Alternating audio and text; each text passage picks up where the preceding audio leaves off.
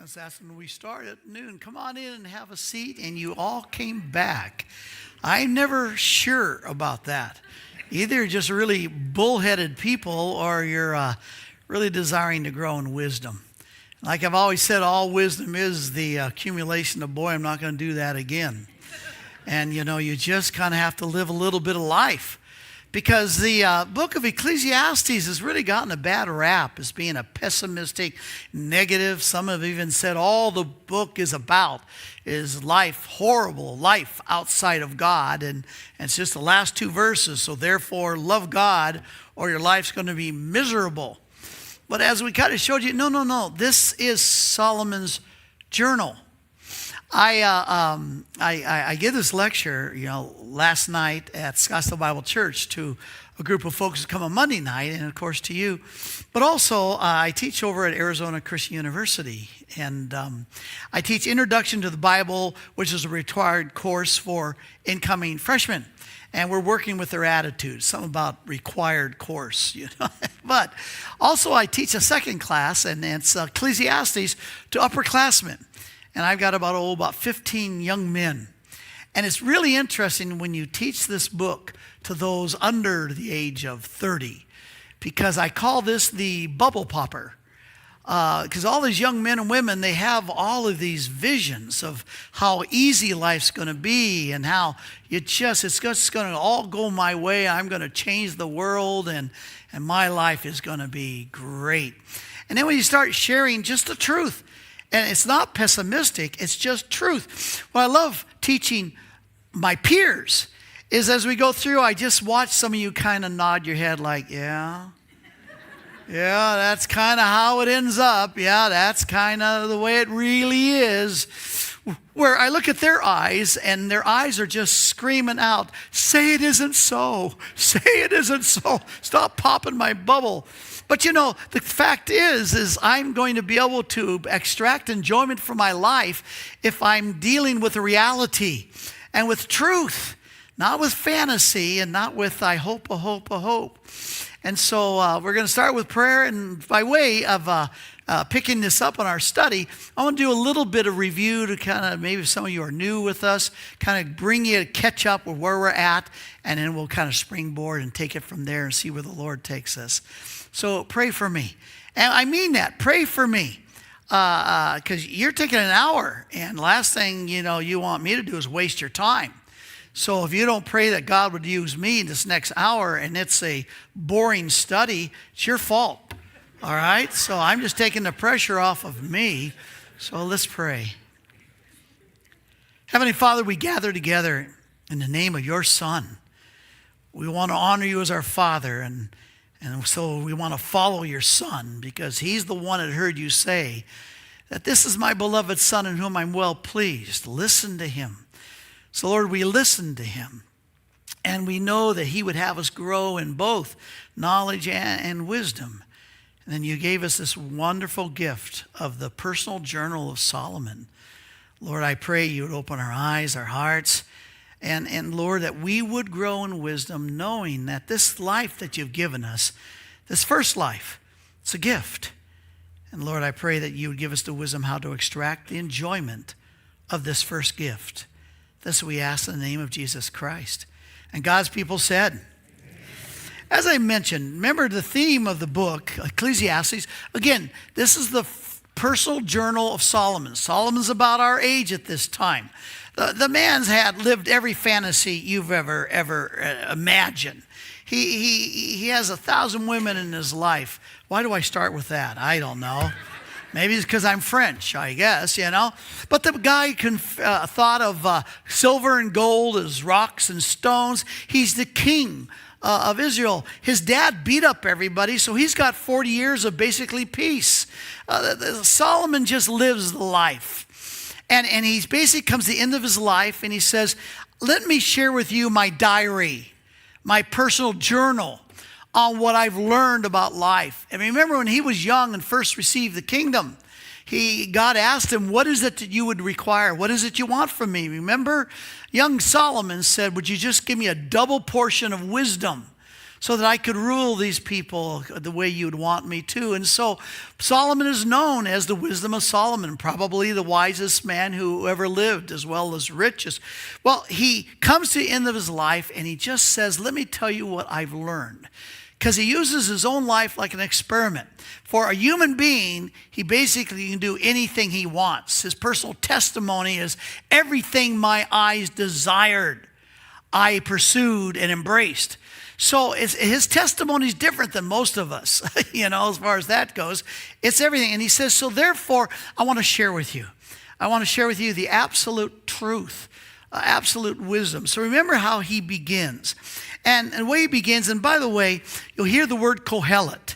The word here, Ecclesiastes, comes from the Greek word ecclesiasticus, which simply means an assembly, like ecclesiastical, a church. But the Hebrew here is the word kohelet. And kohelet is translated here, preacher, but it speaks of a sage, the wisest of all the sages, with an assembly of sages sharing wisdom. And the way he begins his personal journal is with this theme, almost like he says, out of the gates. Let me make sure you understand one thing. In these first 2 chapters, the first gift God has given us is life, this life. Some people think, well, the gift's going to be heaven. Well, that's the second gift. But remember, when God created the heavens and the earth, he made the comment after every major thing he created that it is good. The Hebrew word is tov. It means designed by God to be enjoyed as a gift. So God wanted this first life that we have as a gift. It is good. But as you look around, it takes a special kind of skill, and that's all really what the word wisdom means, an art, a skill on how to extract from this gift enjoyment. Because for a lot of people, they live this first life more like it's a curse than it is a gift. And it will become a curse. Because with every gift, there's always 2 elements. And you have to have both elements to extract enjoyment. Let me get an example I shared before. Let's say I gave you a gift card, and it's on a particular night. It's a Saturday night, and it's going to be on a particular date. It's for you and a friend to go and have a Ruth Chris steak, that butter just popping off, and wear your napkins so you don't get all. The only trouble is this for one particular night, and you're ready to go, but a couple days before, you're riding a motorcycle or whatever, and you smash up your teeth. So you've gone to the dentist, and now they've got your mouth wired shut. So now, all of a sudden, this gift, going to Ruth Chris for a wonderful steak, medium rare, goose with butter, it has now become a curse. Because not only do you need the gift itself, but you also need the capacity to enjoy the gift.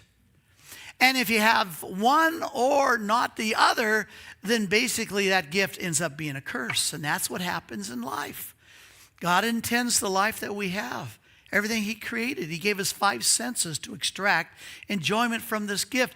But if we don't have wisdom, the skill, the art on how to extract enjoyment from this first gift, the gift will end up being more of a curse. And you see people around miserable, bitter, angry at the life that they've lived because of the lack of wisdom. So remember, he begins with the words of Kohelet, the preacher, the son of David, the king of Jerusalem. You know this is Solomon because David only had one son that ruled in the king of Jerusalem. And of course, that was his son, Solomon. So he says, and he begins, now here's his treatise for the journal. This is by way of review. Vanity of vanity, says Kohelet. Vanity of vanities, all is vanity. Now, usually when you start something like that, you start looking for another book to read because it doesn't sound very exciting.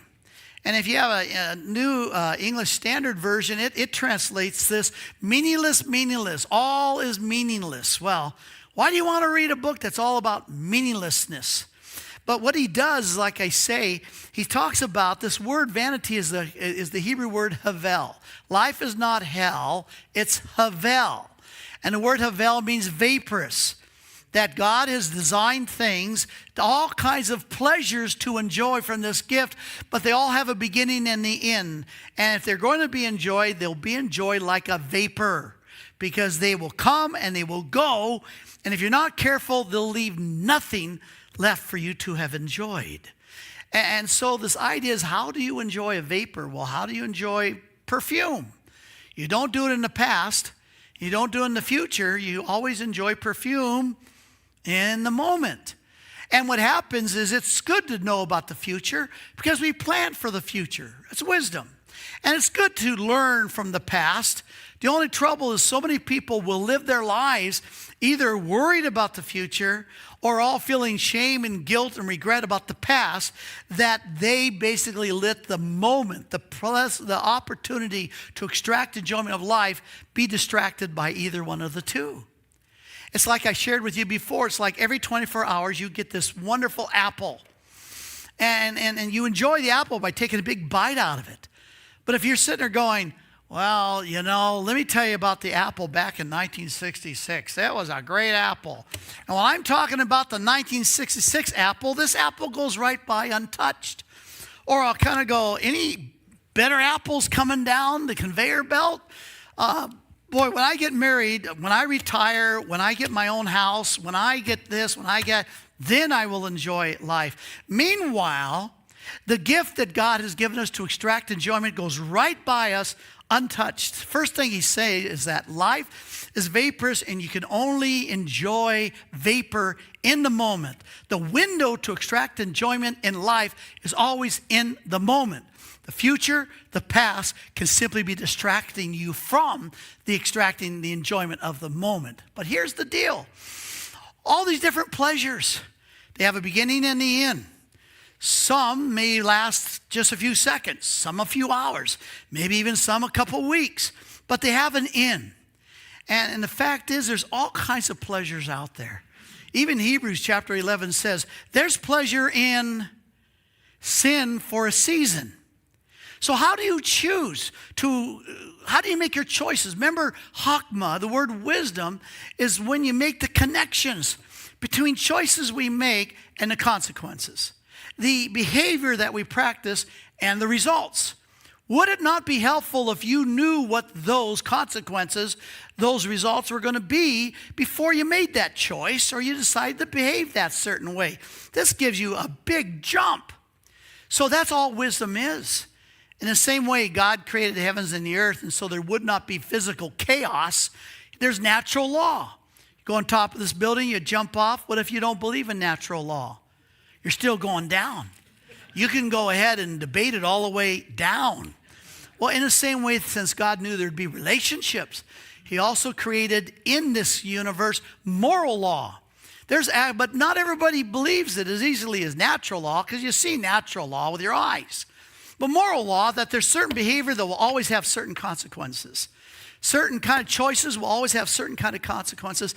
And connecting those dots, that's the skill of wisdom. So as he first says, life is a gift. You extract enjoyment in life, and the only moment you can enjoy life is in that moment. You're not going to enjoy it in the future, past. Plan, learn from it, but it's always in the moment. But these pleasures and these different things that we can choose to do or ways to behave, they basically pass right through our fingers because they just disappear and leave you nothing. But not necessarily. The next verse, he continues his thesis by saying, what advantage does man have in all of his work, which he does under the sun? That word advantage is the Hebrew word yatron. Y-I-T-R-O-N, yatron. And it means the aftertaste. With every event, every choice, every behavior, there's an aftertaste. Now, the only trouble is that for some of those things, the aftertaste basically is guilt, shame, damage, regret, and pain. And so if you choose to do all these different things and they all have the same yatron, the aftertaste is miserable, well, then you're basically left with remembering miserable because you will live out the consequences of those actions. On the other hand, if I'm making choices to do things, behavior to behave, and the yatron, the aftertaste, is basically things like health, celebration, warmth, friendliness. I was a good dad. My two guys are now 48 and 46. But I'll tell you, when they were 7 and 5, they were just fun.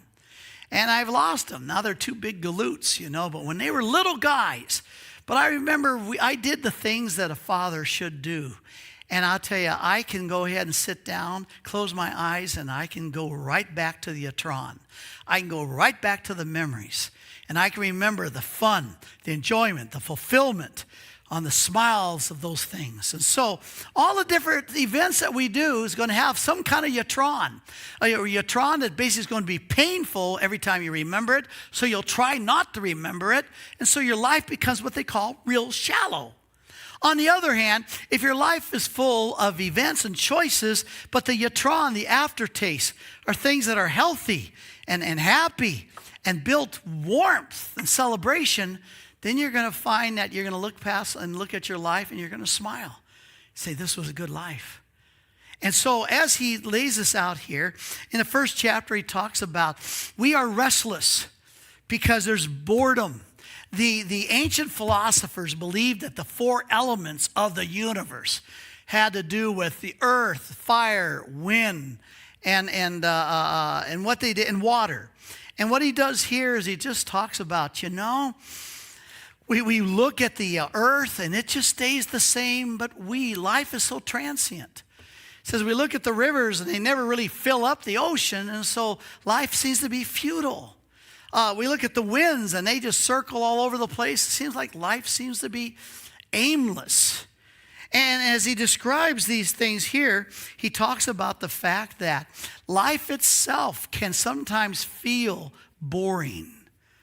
And after, how many times can you have a prime rib steak until it's not quite as exciting as it was the first time?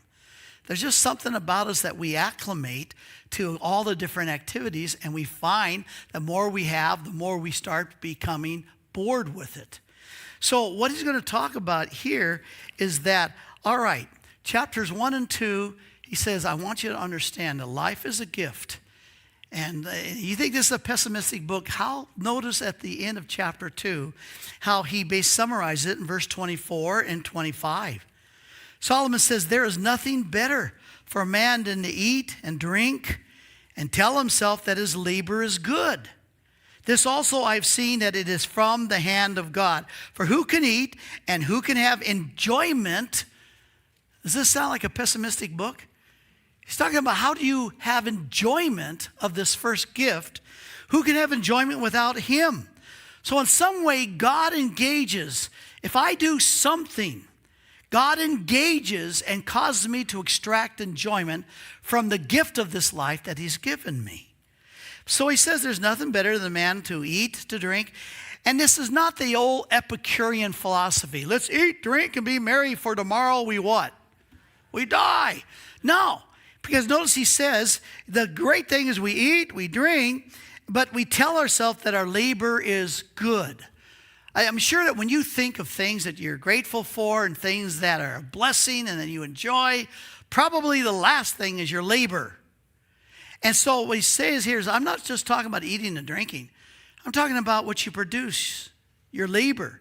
So he ends this second chapter by basically concluding life is a gift given to us by God to be enjoyed. It takes a wisdom to extract that enjoyment. That wisdom begins with understanding that the window's always in the moment. It is right now, this moment, you're living life. Don't be distracted by anything else. And the key is that every gift that makes this life worth living and enjoyed has 2 parts. It has the gift itself, but also the capacity to extract enjoyment from that gift. And ultimately, who gives that capacity to extract enjoyment from the gifts he gives? He says God himself. So on that foundation, then he moves to chapters 3, 4, and 5. Now in chapters 3, 4, and 5, his point here is that you're going to have to learn that if you're going to enjoy this life, you're going to have to enjoy the plan. God has a plan for each and every one of us. And the sooner you figure that plan out and embrace that plan, happier you're going to be. A lot of us have nose problems. You know, we get this bag and we stick our nose in our bag, but then I look at your bag and I go, oh man, you have a bigger house, more money, you're taller than I am. And I look at your bag and you got the beauty and you got this and you're smarter than I am. Meanwhile, I don't look to see what's in my bag. What does God have planned? Philippians 1:6, he who has begun a good work, the plan worked out in you, will complete it until the day of Jesus Christ. That's what I mean. We got nose problems. We need to stick our nose in our own bags and take a look. What is it that God has packed my life with? What ability? For some of us, big mouths. Others of us, intelligence.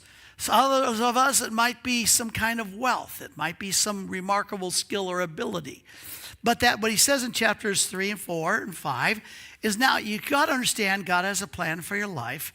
And the sooner you figure it out and embrace it, you'll be in a place to extract enjoyment. And then what he'll do is he will then conclude that section here, and that brings us up to our text for this study, and that's chapter 5. Because hear how he begins in chapter 5, verse 18, and now we'll get into our study. That was all background and review. Notice he says here at the end of chapter 5, verse 18, here's what I've seen to be good and fitting. Now remember, when God spoke to the priest, he basically instructed the priest directly this is how you're going to worship me. Here's the sacrificial system. Here's the priesthood. When God spoke to the prophets, Isaiah, Jeremiah, he said to the prophets, here, say this to the people. Here, say this to the people. But not so the sage. The sage here, basically God permitted him to observe life and to extract what he saw. So he doesn't say that Solomon got in the corner and God spoke to him. But rather, Solomon lived this life out and God permitted him to see the realities and the truth of wisdom in the life. And so he says, here's what I've seen to be good. Guess what? That's the word tov. Here's what I've seen to see. These are the gifts in this life that God has provided. And fitting. That word fitting, we actually saw that word back in chapter 3, verse 11. God has made everything appropriate in its time. Some translates it beautiful.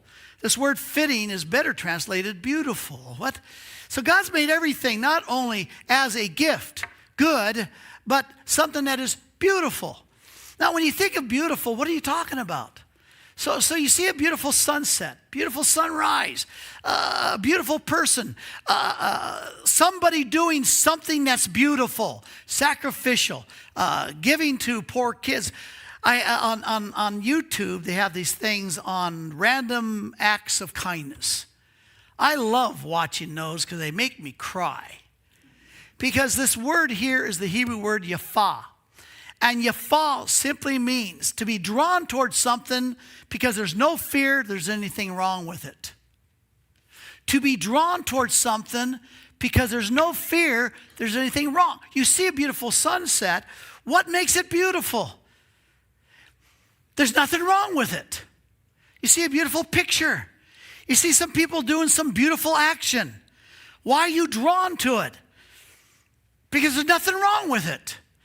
Remember, throughout the scriptures, God has to establish one thing, and he does it from the beginning. And it's that God is holy and we're not.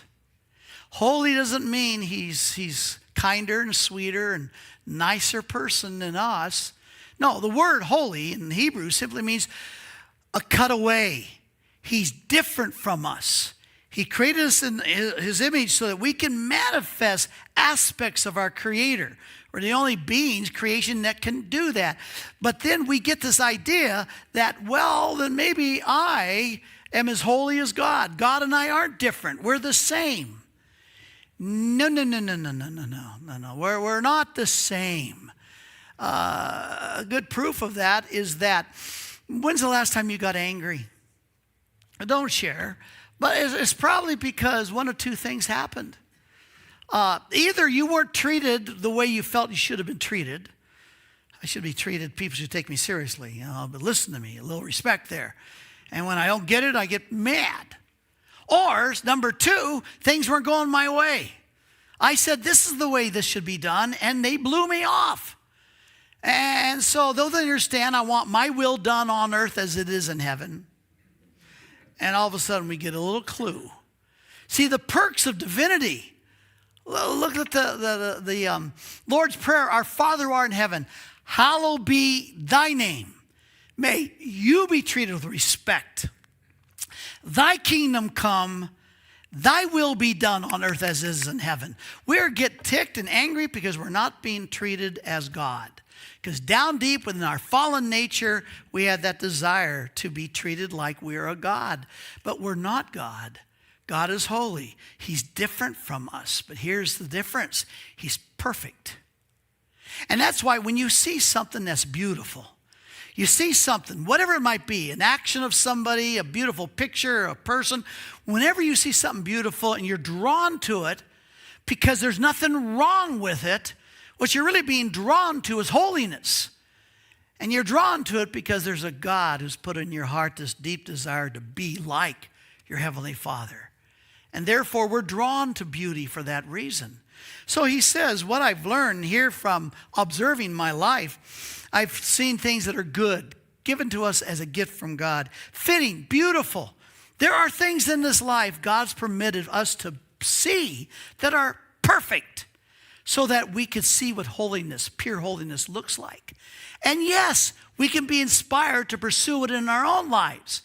And that's why he says, be holy as your Heavenly Father in heaven is holy. Now, notice he says, what I have found to be good and fitting to eat and to drink.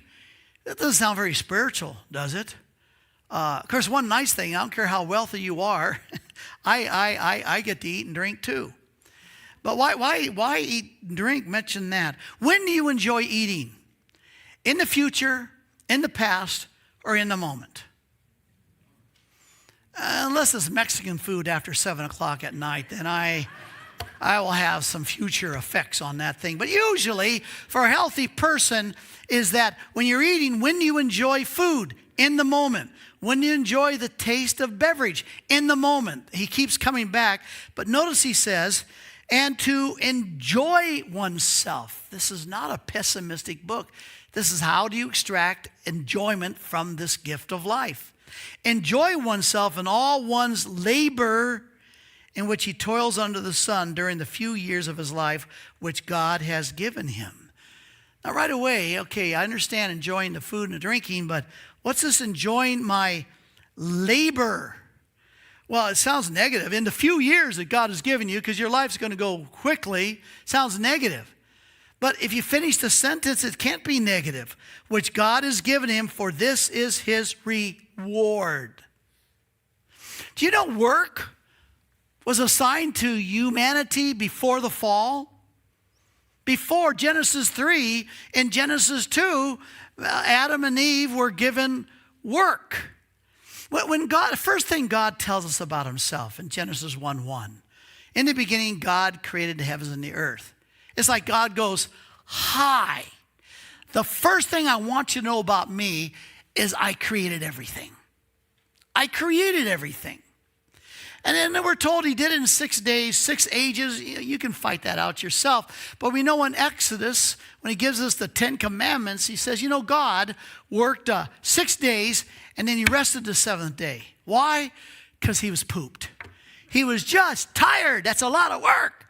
Well, I don't know, because Psalm says he spoke the universe into existence. Now, you scientists figure that one out. He sent out vibrations, and those vibrations basically created substance of the universe. Why did he? And why was it so important? He says, and by the way, I want you to stop every 6 days, and I want you to have a day of rest, of Sabbath. Why? It wasn't because he was tired.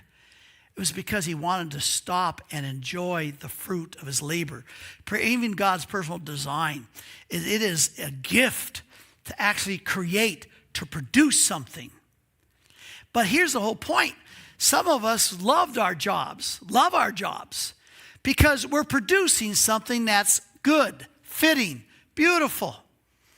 But a lot of us don't enjoy our jobs. How many times, ladies, have you made the bed? How many dinners have you fixed? And you spend an hour and a half fixing that meal, 15 minutes, boom, it's gone. And they won't even wash the dishes for you. I mean, there's times you think of labor and you go, what's supposed to be so fun of labor? It's not the labor itself, it's what the labor produces. Because you are closer manifesting your Father, because the first attribute of God that he even reveals to us is he creates. Animals do not create a thing. They do everything they do by instinct. By instinct. Only those who bear the image of God actually can create. And the labor creates something, some service, some product that should be good. Now, the question simply is, so what does God do to make me actually be able to enjoy even my labor, since I'll be spending a big part of my life? Well, read on. He says, furthermore, as for every man to whom God has given riches and wealth, he argues just like Moses does in Deuteronomy chapter 8. You know, when we start thinking that all that we have, our riches, our wealth, well, we did it the old-fashioned way. It was like a prize. We earned it. We worked for it. No, Deuteronomy 8 says, no. God was the one that empowered you to make wealth. Well, how's that? Who kept you from getting that tumor so you weren't paralyzed, so that you could use the right side of your body to be able to create, produce, or sell whatever thing you were doing? Who is it that kept you from pneumonia? Who is the person that empowered you and gave you the physical strength, gave you the opportunities for the training, the education? In other words, all the times we think that we won this enjoyment, this reward as a prize. No, God was behind it. So God has given riches and wealth. He has also, here it is, empowered him to eat from them. So God gives the gift. Now remember what we learned? There's two elements to any gift if you're going to enjoy it. There's the gift itself, and then secondly, remember the yatron, the capacity to enjoy the gift. So he says here, God gives you the gifts, riches, wealth, but here notice it says he empowers him to eat from them and to receive his reward and rejoice in his labor. This is the gift of God. So God does something that causes us to enjoy what it is that we're giving thanks for. Well, what is it? Well, he empowers us. That word is the word shalat. It's a kind of a funny Hebrew word like shalak, but it's shalat. And the word shalat means to be able to extract enjoyment from something given to you as a gift. All right? It's the idea that God actually causes you to be able to extract enjoyment even from your labor. Even to be able to see the significance of your labor and what it is you're actually creating. The only thing is, well, doesn't God shalat everybody? Apparently not. Next week we'll see this in chapter 6. There's an evil which I've seen under the sun and is prevalent among men. A man to whom God has given riches and wealth, and honor, so that his soul lacks nothing of all that he desires. The second guy gets more stuff than the first guy. First guy got riches and wealth. This guy gets riches and wealth, and what else? Everything his soul desires and honor. So since the second guy gets more stuff than the first guy, then which of these two guys should be enjoying life more? Well, you think, well, the second guy is. He's got more stuff. And yet, notice what it says. All that he desires, yet God has not empowered him to eat from them, for a foreigner enjoys his stuff. This is vanity and severe affliction. And so, unless God shalats, and apparently for some reason God chooses to shalat us or not to, And if he chooses to shalot us, that is, whatever he gives us as a gift, he empowers us to do the second part. He empowers us to extract enjoyment. Or he could choose not to empower us with the enjoyment of what we have. And so like Rockefeller said when he was asked, how much is enough? And what did he say? A little bit more. And so if there are people that have more stuff than you and me, but they're miserable because their kids and everybody else enjoys their stuff and they just pay the bills and the maintenance on it. So apparently God shallots some and doesn't shallot others. Now that brings up what question? I would like to know how to get shallotted. That little bit of wisdom could be helpful, don't you think? You know, it's interesting. A lot of things come to us naturally. But one of those things, apparently, do not come to us naturally, is gratefulness. I got a little coin I carry around, and on one side it says dependence. Absolute dependence on God. He doesn't engage, nothing happens in my life. The other side is gratefulness. I'm always looking for those gifts to express gratefulness, because apparently gratefulness doesn't just come naturally to us. Have you ever heard the word joy? We get confused what the word joy means. Does it mean to laugh, to be happy, to giggle? Not at all. The Greeks had a word kara. We translate it joy. It means basically the absence of fear, a sense of well-being, a sense of security, a sense of deep rest, because you're not afraid. That's what joy is, the absence of being afraid. The only trouble is that what causes joy to fade? The absence of gratefulness. You see, it is gratefulness that apparently is a key to this shalot thing. What are you talking about? Well, answer me this.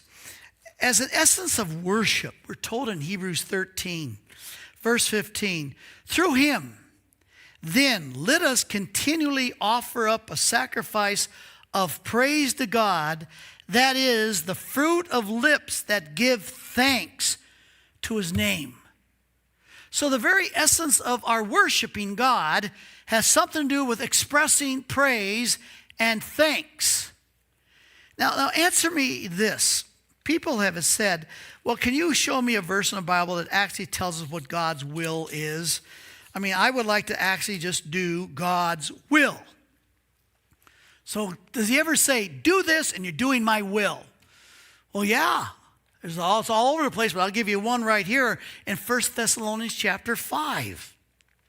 Verse 17, he says, pray without ceasing. In everything give thanks, for this is God's will for you in Christ Jesus. Stop quenching the Holy Spirit. Now there he says, okay, here's the will of God in Christ for you.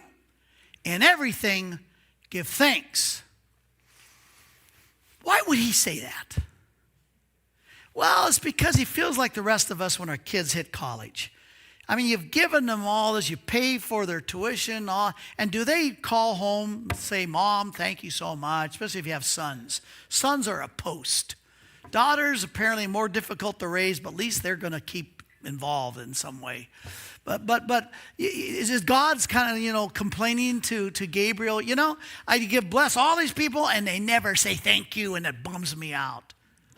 No, God's the one that hears angels sing holy, holy, holy all day. He hears all these different races of angels praising him, praising him. God does not have a need for us to say thanks. So it's not God's need. Then whose need is it? Why would he command us and say, it's my will? Because it's not natural. As a matter of fact, the Apostle Paul says this in Philippians. He's really grateful because when you end up in a Roman prison, they don't serve meals. you rot and starve to death unless you got someone on the outside that will basically help out in a sense. And so here's Paul, and Paul is in Roman prison, and this little church in Philippi sends their pastor and with food and care. And he writes back just basically saying how grateful that he is. And then what he says is this: "But I rejoice in the Lord greatly, and now at last you have revived your concern for me. Indeed, I know you were concerned before, but you lacked opportunity." He was wondering, when's someone going to care? And then finally, someone cared. But then this is what he said: "Not that I speak from want, for I've learned to be content in whatever circumstance that I'm in. I know how to get along with humble means. I also know how to live in prosperity. That's more fun. In any and every circumstance, I've learned the secret." He's kind of doing a little pun with the Stoic philosophers of the day, because in secret religions, there are always secrets. So he goes, "I have learned the secret about contentment. I've learned the secret of being filled and going hungry, both of having abundance and suffering need." And then he got the famous verse, "I can do all things through Christ who strengthens me."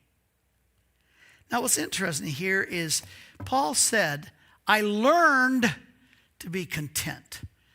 Not that it came naturally. The word content is, again, it's a Stoic philosophical term. It simply means this: I need no more to enjoy my life. Now, like I said before, would I like a brand new Corvette? Oh, they're beautiful. Sure. Do I need a brand new Corvette for me to enjoy my life? Absolutely not. Would I like to take a little trip with my wife to Fiji Islands for a week and lay in those, what do they got, those little things that are out on the water, and sure. Do I need to go take a trip to Fiji Islands so that I can enjoy my life more? Of course not. See, what is it that creates contentment? Why is it that I don't need anything else to enjoy my life more? It is because, now do the math with me, because what I have, I so enjoy, I don't need anything else for me to enjoy my life. Why and how is it that I'm enjoying all that I have? Because I get shallotted by God, empowered to extract such enjoyment from what I have. I need nothing more to enjoy my life. Well, what's going to cause God to shallot me? Well, notice what it says here. He acknowledges, go back, verse 19 to chapter 5. "Furthermore, as for every man to whom God has given riches and wealth, he's also empowered him." Why? Because he rejoices in his labor. It is a gift of God. Matter of fact, remember how he ended up chapter 2? "There's nothing better for a man to eat, drink, tell himself his labor is good. This I've seen that it is from the hand of God. Who can eat and who can have enjoyment without God?"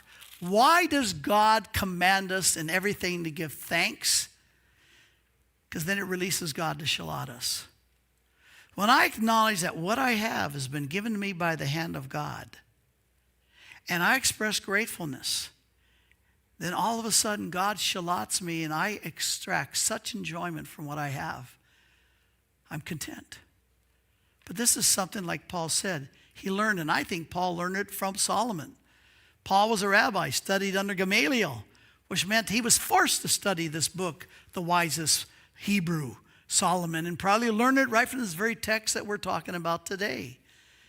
And so Paul says, I've learned to be content. I've learned that I need nothing more to enjoy my life. And that's because God shallots me. And God shallots me because I acknowledge all that I have has been given to me by his hand. Holly and I have been married over 50 years.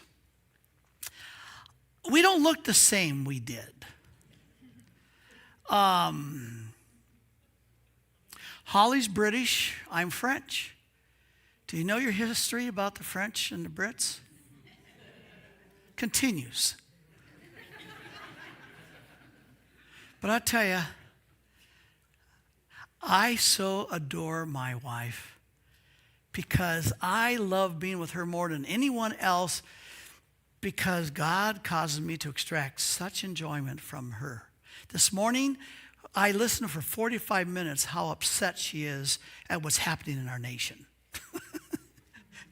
I'm a little more shallow than that. Sometimes she says I have the depth of a thimble. Maybe that is, at least politically I do.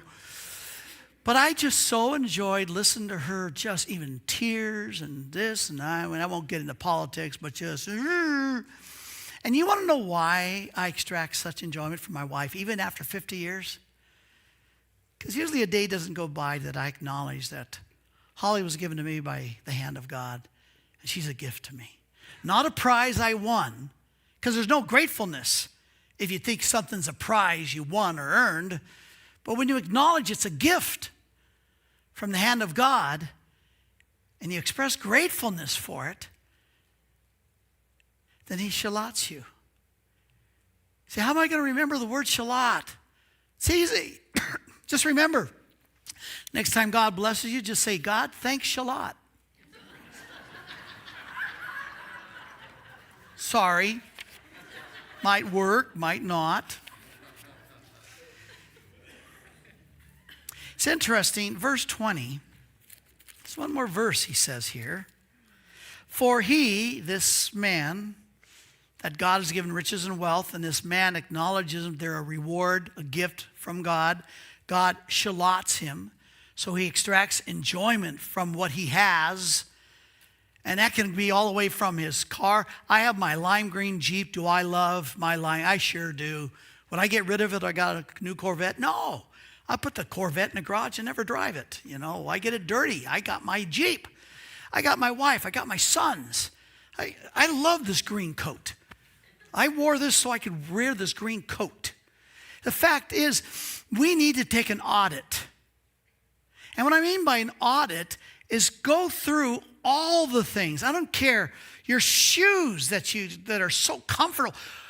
An audit on everything that you have that brings you some enjoyment.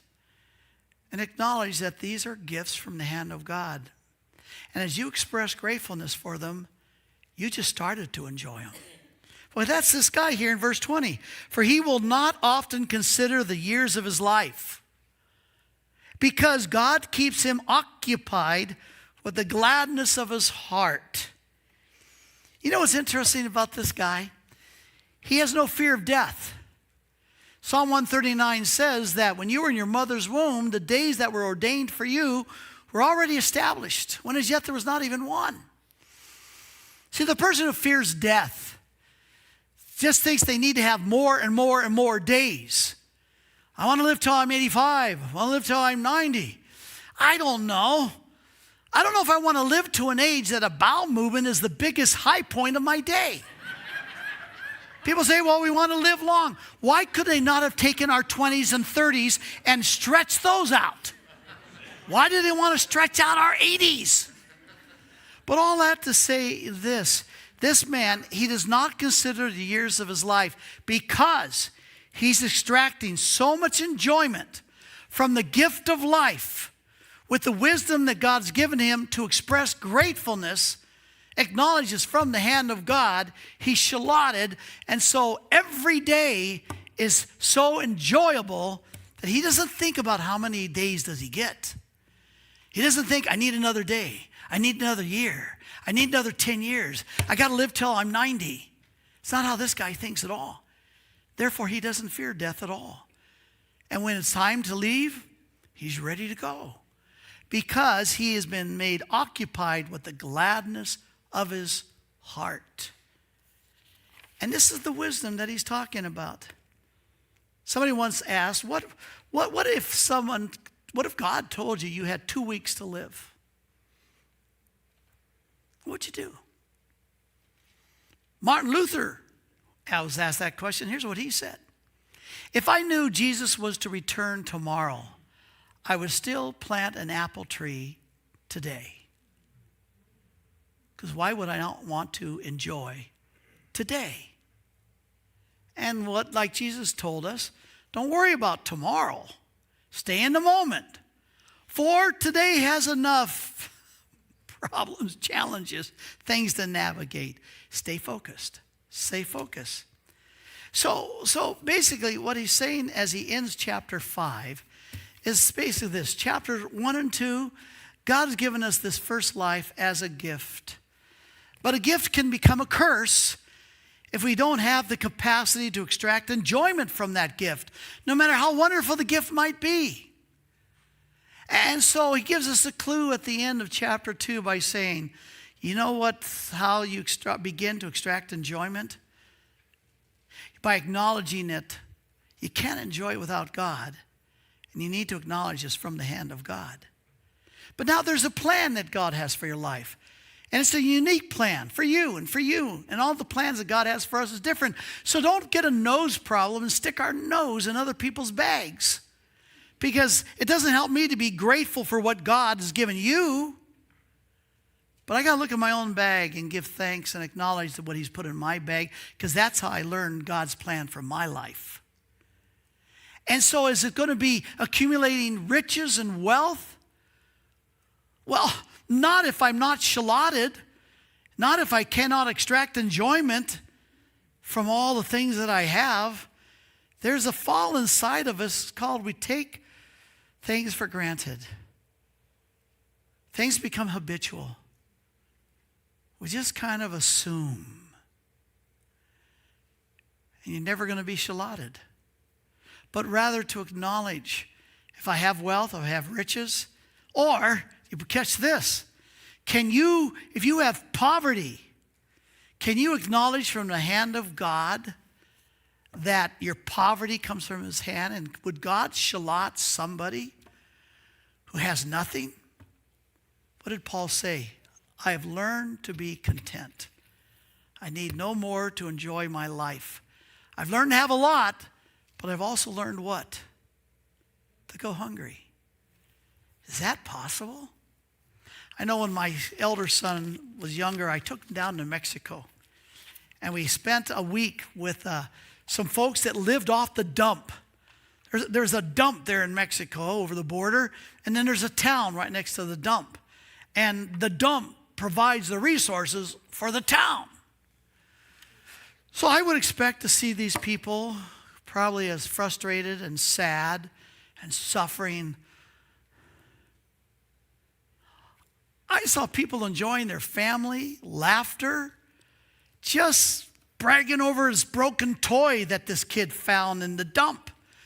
Just enjoying and extracting enjoyment from life. And this was a Christian village, a Christian town. But I'll never forget as we finally got back in the car and drove up to Scottsdale. It was my 8-year-old son, John. John's always surprised me with things he said. I remember one time when I was a young pastor and John was only about 5, 6. And I was struggling with this one lady in the church. She was just hurting people. And I said, John, come over here. Yeah, Dad. And I told him, I said, John, I've got this lady in the church and she's just hurting people, saying horrible things to people. What do you think I should do? I'll never forget what he said to even hesitate. Shoot her, Dad. So John's always been there with the counsel. Well, now 5 years later, we're coming back from Mexico, and I didn't even ask the question. But John's looking, and he's looking in Scottsdale, and I think we stopped at the grocery store. He said, Dad, why is it that everybody's so sad here, and yet they have so much? And the people we were with, they have nothing, but they're so happy. I wish back then I had already studied this passage, because that's why. These folks were shallotted by God because they expressed gratefulness for everything they had. And they actually expressed gratefulness for what they didn't have, and catch it. So God could empower them to enjoy what they do not have. I drive through Paradise Valley. Oh, some of the most beautiful homes up in Paradise Valley. But I've gotten really good at it because I used to just say, God, I just know these people have to be miserable. But now it's like when I drive through, I think, I wonder what their utility bill is. And I know a couple folks very, very wealthy who've been to their homes, and I just see the difference between their home and our little townhouse is they just got a whole lot of rooms that they're never in.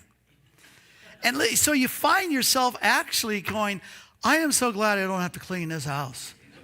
I'm glad I don't spend $3,000 a month on utilities. So you actually become very content, very much enjoying what you don't have. And so this is the wisdom of Solomon. But now he's going to go on the other side next week on, okay, but why is it still our tendency to forfeit God's shallotting? So with that in mind, we'll look forward to seeing you then. God bless you. Thank you for coming.